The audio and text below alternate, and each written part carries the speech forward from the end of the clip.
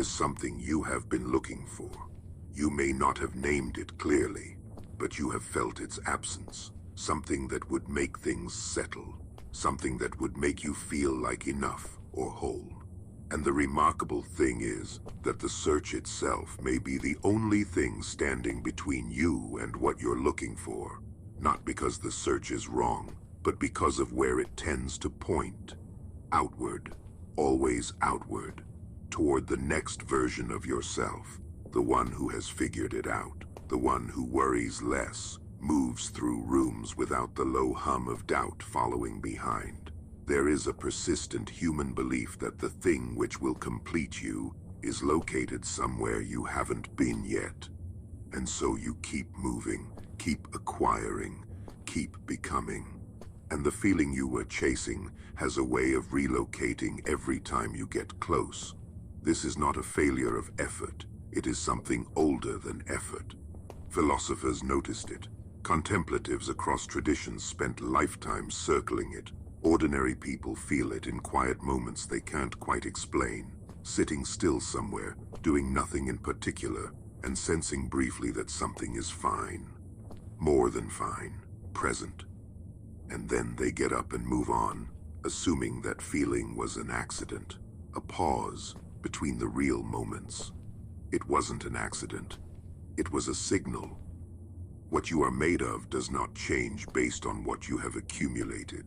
The part of you that recognizes beauty, that registers meaning, that knows when something is true without needing to prove it, that has been constant. It was there when you were young enough to run towards something simply because it interested you, before the long education in second-guessing began. It didn't leave.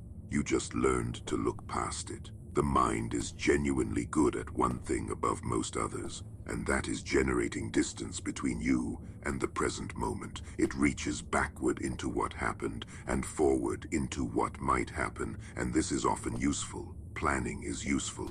Learning from experience is useful. But there is a cost, and the cost is that the actual texture of being alive, the immediate fact of existing right now, in this body, in this moment, gets lost in the transit between past and future.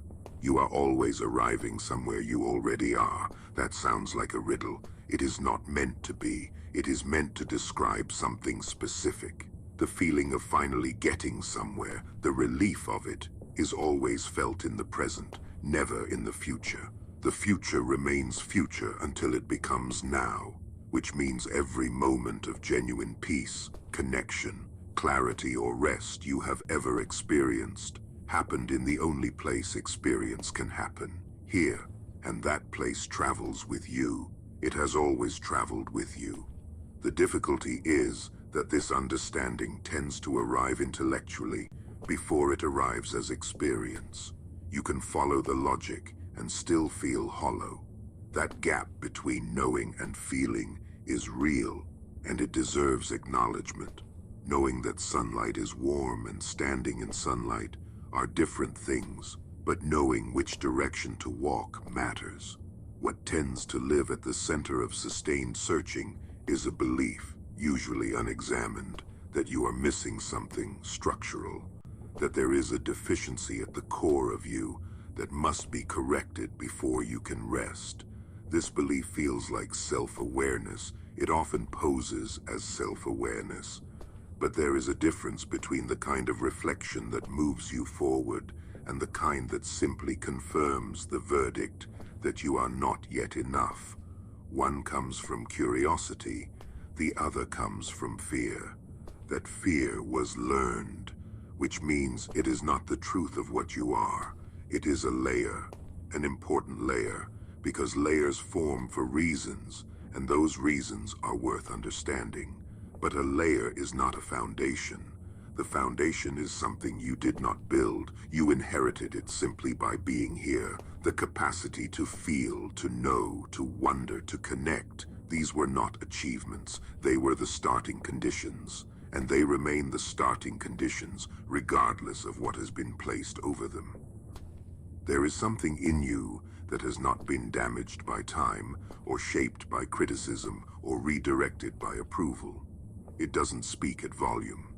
It is not competitive or urgent, but it persists the way certain things persist, without effort, without announcement, not because they are trying to be present, but because they simply are. People often find it in unguarded moments, in the middle of genuine laughter, in the first seconds of hearing a piece of music that reaches somewhere deep, in the silence after a long conversation with someone you trust, in the feeling of water or wind, or the particular quality of early morning light. In those moments, searching stops, not because something was found externally, but because the apparatus of searching briefly went quiet. What remained when the searching stopped, that is worth paying attention to. It was not nothing. It was something recognizable, something that, if you were honest, felt familiar in the way that only something you have always known can feel familiar. You have been carrying this the entire time, through all of it, through the years that were difficult and the ones that passed too quickly, through the moments you are proud of and the ones you would prefer to revise, through every version of yourself you have tried on and every one you have left behind. It did not require your effort to continue. It did not ask for your performance or your achievement. It has simply been present beneath everything else, patient in the way that things without urgency can afford to be patient. The search is not a mistake. It brought you here, to this kind of thinking, to this kind of listening. But at some point, the search becomes the thing that delays arrival. Because what you are looking for is not located in the next place you are planning to go. It is in the one who is doing the looking. It has always been there. It is there now.